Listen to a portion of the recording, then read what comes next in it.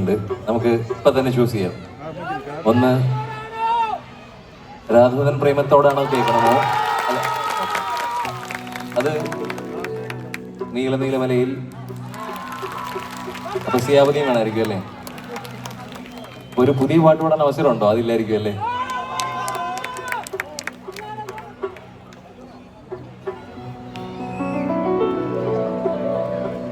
നാലുണ്ടല്ലേ?